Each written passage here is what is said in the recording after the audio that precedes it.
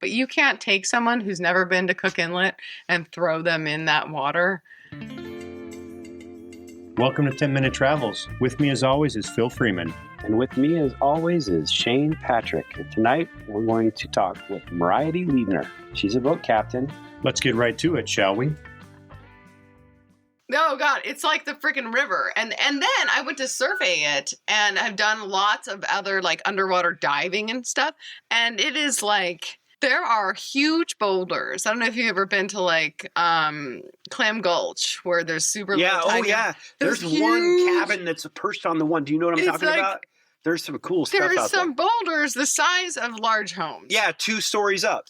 Yeah, and so they are sporadically put around. And so I was running a dive team. Yeah. So, that's one of my most technical jobs, actually, is running a commercial dive outfit in Cook Inlet that, they're trying to, they were built in the late 60s, early 70s.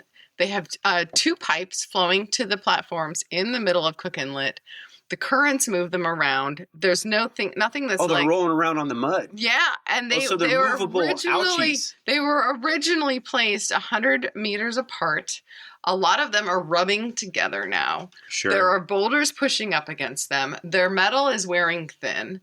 And I had to go and on this landing craft, drop this diver off the bow, hear his voice in his helmet, because it's live air on the boat. Live air on the boat, too. We're feeding them air. And hearing them, and they are going down 30 to 80 feet immediately. Yeah, they're holding on to this chain that I've sent down. You can't see anything. How far can you see in front of you? It's like you're in a closet in the dark. You can see 2 inches in front of you. You're a fireman. And he's feeling for the pipeline, or I've run one into a boulder once. He was like, multiple curse words, holy, and I'm just like, back up on the boat. I'm just, listening to this, driving the boat on flat water, and we go during slack tide, right? So you have to go with and that's only 18 minutes. Oh, yeah. No, totally. The shortest dive we had was 17 minutes. And the longest dive we had was 1 minute and 5, and they all come up and into the decompression chamber for their allotted time afterwards. Totally gnarly. It's like, and in that, the tide changes, so I'm holding the boat, maneuvering this freaking landing craft, 90-foot landing craft. That's like a shopping cart on ice. Just skittering it around to stay as the current changes. So sure, man, it's fluttering in there. Because you have hoses and air hoses. And one of my friends who I had come on the boat, Jeremy Martin from Valdez, he was like, great chef. I had him come out, and he decided to fire up the barbecue one time while they were there and didn't realize the intake for the air. And these guys in the wheelhouse were like, I'm starting to smell smoke. What's going on? Because that's like, Nartown, wait a minute. And then I'm like telling who. Smoke or barbecue? It was smoke, the initial. At first. Charcoal. Every good barbecue has smoke before. Yeah, it's like, this is and real so shit. You took us on a sweet tangent. That was fun. But my question was, no, this is awesome because this is really, really relative. Because my question was kind of what's the difference between near coastal and sorry, big water and stuff. And you were in near coastal water. I was in inland. That is inland waters. Inland means how much percentage of fresh water? I don't know. I think it's within 5 miles. Is there that right? There are certain because Cook Inlet most times is 30 miles across at least. For once you get out of the Anchorage Delta to pass Turnagain. So Cook Inlet is deemed inland. Right, and so it's some of the most technical water in the world, but on a map, it's inland. Same thing, Great Lakes. Easier. If I had a Great Lakes endorsement and only did my sea time in Great Lakes, I would only have Great Lakes, no ocean. So it's like very, very it's really interesting and then near coastal is within 20 miles of shore, and then there's an oceans endorsement. And that's the only one that I don't have yet. I've tested for it. I've approved it for my captain's license. You don't want it. But they told me that I needed to be a mate on a boat that does some things, and on both 2 different sizes. I have one of the jobs right now as a mate because I've been a captain for 18 years. I've done deck time on other boats. but they need me to have my mate slot filled. So it's not like you've done this, you get this. It's like compartmentalized in the government. In a way, they're So trying to teach all the sailors to learn all of the trades before they get to where. But I could have gone to an academy and in 3 years just had it all. And why would someone not do that? I wouldn't do it because I don't think it's safe. I know too much already. That's really why I won't. Sure, real world versus book world. Yeah, and maybe in 2005, if someone had given me money, although I was just out of college getting my engineering degree, I would have if someone said, "Hey, I'll pay for you to do this." I was fishing a lot, having a good time. I didn't want to go back to school for that to get a big license. I've done it the hard way, but it's like the most I can show up on a job. I did it the hard way. I can show up on a boat and I can be relatively confident that I can handle the things at hand. It sounds to me like you know so much that you know what's dangerous, which is scary to me. Yeah. Oh, yeah.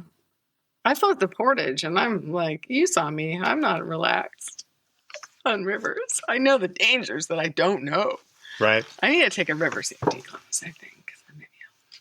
Well, I think if you're driving a boat in Cook Inlet, it's pretty much a river there. It is, but I feel just safer there because I understand like the big things. It's the little thing. The brand, a sweeper in Cook Inlet that's going to take you out. But yeah, no, I mean, I was running a surveying boat in the Port of Anchorage when they were doing the terrible expansion they tried to do. And they were building these huge sheet pilings, and the first big tide in September, it swept over the whole thing and washed away half the freaking car park.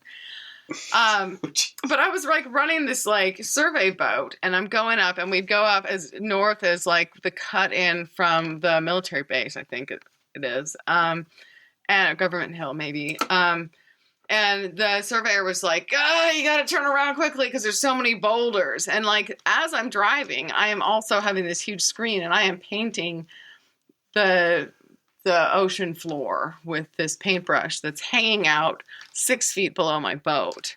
This massive, like, $1 million thing that could easily taken off. What's the thing called? It's a transducer for multi-beam hydrographic surveying. Essentially sonar. Yeah. But it sends it out at a different array. We have to go certain speeds. And when the tides are really running, I would go 3 knots this way and 7 knots that way. And they got much better readings when I was going 3 knots. Sure.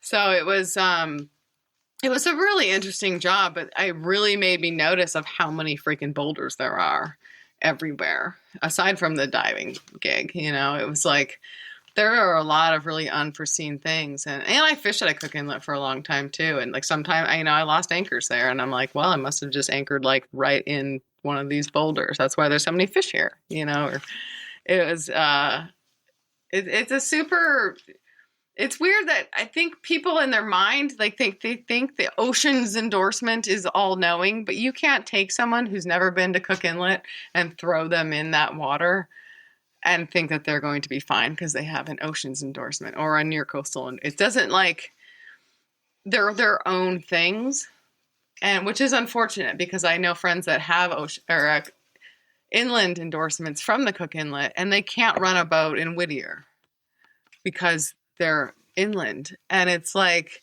that water is so gnarly. Out here, like, it's an easy cakewalk. So it's a tricky thing. Like, I don't know whoever set up this system back when it was set up. Well, it was probably someone in Oklahoma or something. I surmise it's a British system. Maybe, I'm sure, you would maybe know better. Is it... we don't follow British law in our... But so you have... we have to follow to a certain extent until we kick them out. If you took your endorsements to Brazil, would they respect what you have and some of them cross over? It depends on the country. Most countries don't respect American licenses for what they are. Straight across the board. I respect that immediately. There's always a test. And a lot of countries, Brazil in particular, Australia, Indonesia, like there are some, if you're going to be an expat working, they have most of them initially have a verbal test you have to take with Basically, an the advisor. test is a background and you have test. to drive a boat with someone. They make you do that. The United States, they don't make you do that.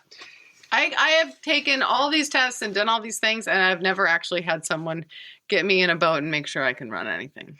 I find it That's perfect. fascinating in America how free it is, where you can take a motorcycle license test, but the instructor or the judger has never been on a motorcycle. What? Really? Yeah, when I took my motorcycle test, I had a microphone that they put in my helmet, and this guy's following me in a car and telling me turn left, turn right, we're going here, we're going there, whatever. And I haven't heard from him for a while, and I see in the rearview mirror he's turned his lights on and off. So I pulled over. Mm-hmm. And he came out of the car and said, "Hey, why didn't you?" I forget what I was supposed to do. And I'm like, "I haven't heard from you since you told me to take a right on whatever the heck street." And he said, "Oh, the microphone must be broken again. Let's just go back. You passed."